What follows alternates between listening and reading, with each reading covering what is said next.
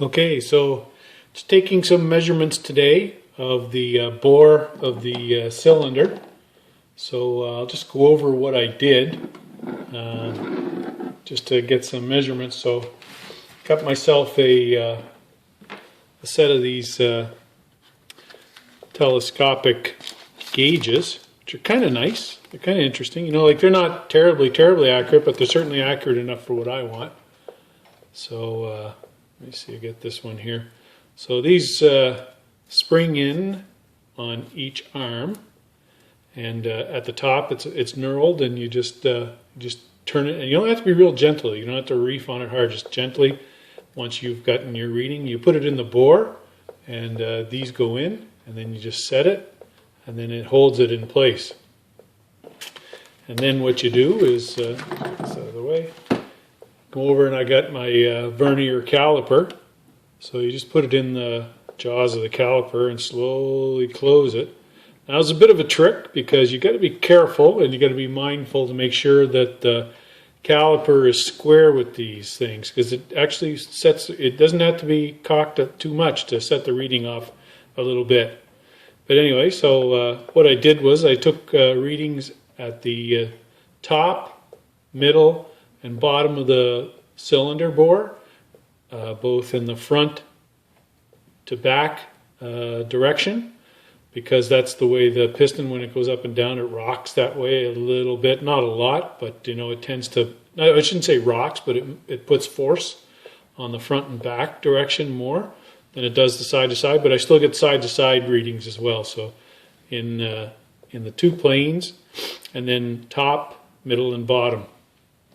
Then what I did was, just so that I'd get the same readings at the same location, I just took my, you can see, even though I cleaned out the bore, you can see where the marks are on the side of the cylinder bore, where the pistons stop at the bottom and the pistons stop at the top. So I just kind of picked just below the top, just above the bottom, and then halfway between. And I just took readings on my ruler and then transferred them over to the side, and I marked them with a permanent marker. So pretty simple. And that way I always had the telescopic gauge in the right spot. So anyway, worked out pretty good. What did I do? I made just a little table, front to back, side to side, top, middle, and bottom. And I had a bunch of different numbers. I did it 3 or 4 times, each time just to allow for errors. And you know, it ended up, you'd get them pretty close. I mean, I'd get them, you know, 3.3065, 3.3075, you know, 0.08, 0.3085, 0.3080. So pretty close. So it gives me a fairly good idea of how much wear is on that cylinder bore, and whether I need an oversized piston, because I'm going to be ordering a new piston, a new set of rings.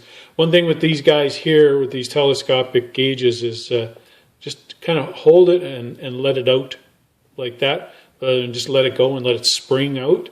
I don't know if that'll really hurt it a lot, and probably not for the amount of use it is, but I just like to take care of my tools, so I just thought, you know, I just hold it and I let it out gently. Anyway, let me turn you around, and I'll show you what I did with the cylinder bore here. Alright, so kind of get you set up here first. Get my flashlight out. So what I would do is I got it out, so you can just put it in if you want, and just put it in like that, just push it in on one side and it goes in. And you find your mark. Turn on the flashlight first.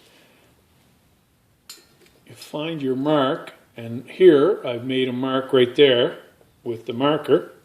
And then what I do is I go between this hole and this bolt, I mean the head bolt here, and just in line with that, and go to the mark and take a reading. Now the trick with this is to kind of just feel it. I just use 2 fingers to 3 fingers just to kind of steady it.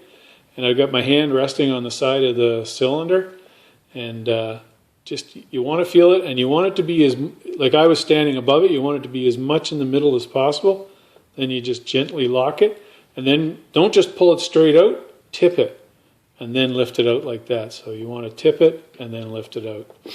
and then take your reading. So I did that, side to side, and then I did the readings front to back, up and down in the 3 positions in the bore to get my readings. So now I'm just going to take those and look at the manual, see what the allowances are for the bore, and I think I should still be in spec, but it'll let me know what size piston and set of rings to order, because I'm going to order a new one.